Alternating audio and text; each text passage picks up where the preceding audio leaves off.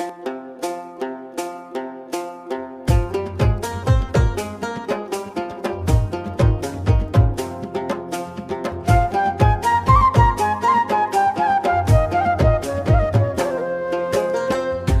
सुनाओ हो संगी साथी, सुनाओ गांव के बात। छत्तीसगढ़ हा भैया दारू माँ बोहागे नयाज।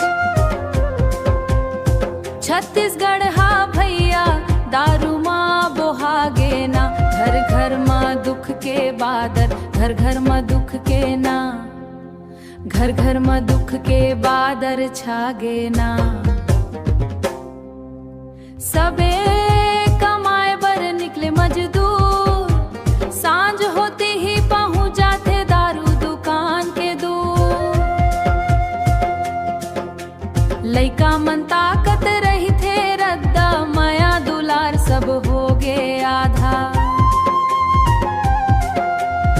महतारी के अखिया भर आंसू, काबर ए हाल बना गे ना।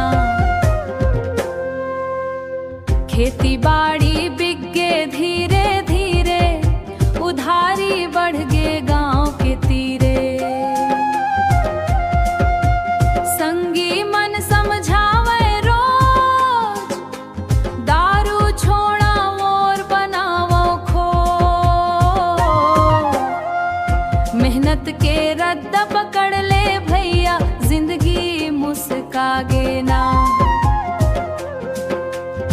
पंड वंडवानी के गाथा गावत, जन जन ला संदेश सुनावत।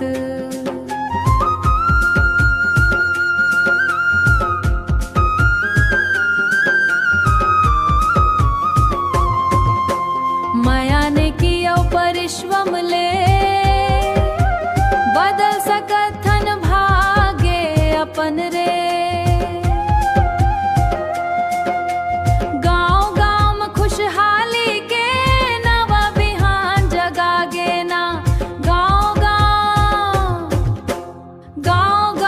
खुशहाली के नवा बिहान जगा